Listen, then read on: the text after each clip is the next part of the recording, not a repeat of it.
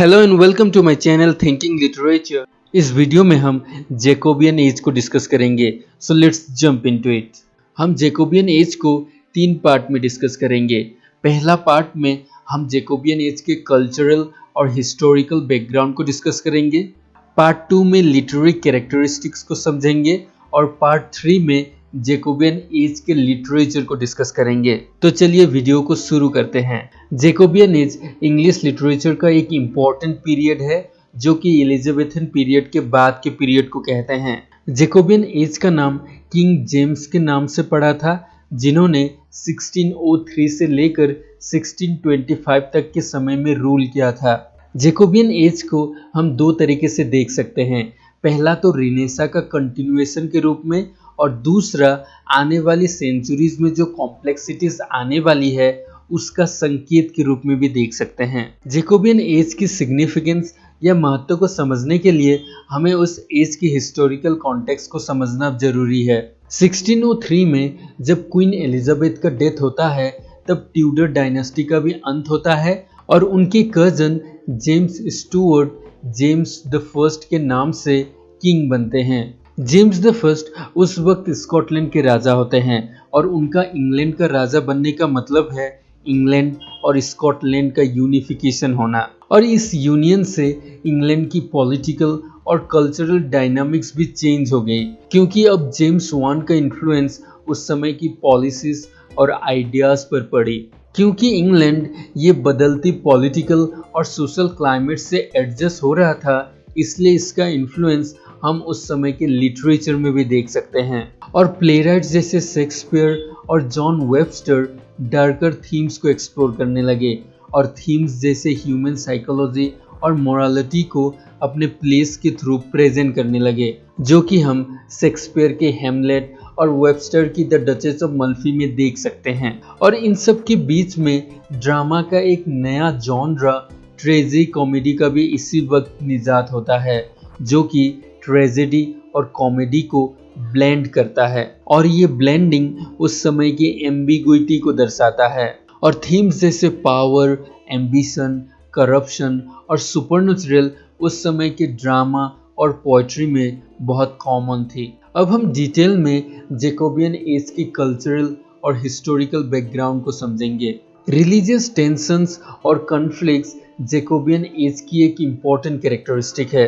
Reformation के बाद England में एंग्लिकन चर्च एस्टेब्लिश हुआ, लेकिन तब भी प्यूरिटन्स और कैथोलिक्स के बीच स्ट्रगल चल रही थी। और ये स्ट्रगल के चलते किंग का जो रिलेशनशिप था उस समय के पॉलिटिकल अलायंसेस और रिलीजियस ग्रुप के साथ, उस पर भी प्रभाव पड़ता है। और ये टेंशंस हम उस समय के लिटरेचर पर भी देख सकते हैं, जहाँ पर रिलीजियस आइडेंटिटी और मॉरल डायलेमास जैसे थीम्स को एक्सप्लोर किया जाता है। एक्सप्लोरेशन और कॉलोनियल एक्सपेंशन भी जैकोबियन एज के सोशल और इकोनॉमिक फैब्रिक में प्रभाव डालती है। इस समय इंग्लैंड बहुत ज़्यादा ओवरसीज एक्सप्लोरेशन करती है और वर्ल्ड के कई हिस्सों में जैसे नॉर्थ अमेरिका और कैरेबियन में अपनी कॉलोनीज भी क्रिएट करती है। और ये नई कॉलोनीज से भी इंग्लैंड को बहुत ज़्यादा वेल्थ, रिसोर्सेस और अपॉर्चुनिटीज़ का हासिल होता है, जिसका डायरेक्ट इन्फ्लुएंस हम उस समय के इकोनॉमी में देख सकते हैं। इस दौरान एक नई class, the merchant class, emerge होता है और उन्हें इन कॉलोनियल एंटरप्राइजेस और इंटरनेशनल ट्रेड से बहुत फ़ायदा होता है।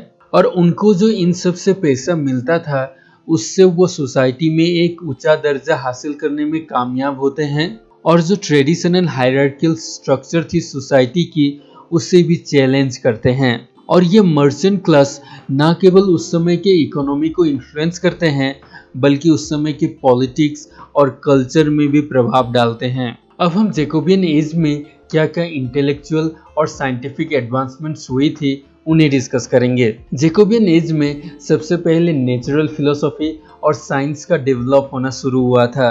इस समय ऑब्जर्वेशन और एम्पिरिकल इन्वेस्टिगेशन के जरिए नेचुरल वर्ल्ड को समझने की कोशिश किया जाने लगा। फ्रांसिस बेकन, जिन्हें साइंटिफिक मेथड का फाउंडर कहा जाता है, वे भी नेचर को स्टडी करने के लिए सिस्टमेटिक और एक्सपेरिमेंटल अप्रोच को अपनाते हैं। और इस तरह बेकन उन सभी ऑब्जर्वेशंस को चैलेंज करते हैं जो पहले अनुमान के बेसिस पर सच माना जाता था। रेनेसा ह्यूमनिज्म, जो कि एलिजाबेथन पीरियड में ही शुरू हो गई थी, वो जैकोबियन एज में भी कंटिन्यू करती है। Humanism human potential, rational thought और परस्यूट ऑफ नॉलेज पर ज्यादा इंफेसाइज करती है, और यही आइडियल्स हम उस समय के आर्ट, लिटरेचर और कल्चर में भी देख सकते हैं। सो हम ये कह सकते हैं कि इंटेलेक्चुअल और साइंटिफिक एडवांसमेंट्स और रेनेसा ह्यूमनिज्म का स्पिरिट उस समय के लिटरेचर और कल्चर पर बहुत प्रोफाउंड इम्पैक्ट डालती है। और उस समय के प्ले राइट्स, पोएट्स और ऑथर्स रेनेसा के आइडियल्स जैसे नॉलेज की खोज करना और स्पिरिट ऑफ इंक्वायरी पर ज़्यादा जोर देते हैं, और इसका एविडेंट हम विलियम शेक्सपियर के वर्क्स में देख सकते हैं। अब हम हमारे नेक्स्ट वीडियो में जैकोबियन एज के लिटरेचर की कैरेक्टरिस्टिक्स को डिस्कस करेंगे। So stay tune till the next video. So come to the end of this video. अगर आपको वीडियो अच्छा लगा तो लाइक कीजिए, अगर अच्छा नहीं लगा तो डिसलाइक कीजिए, और अगर नए हैं तो सब्सक्राइब कीजिए।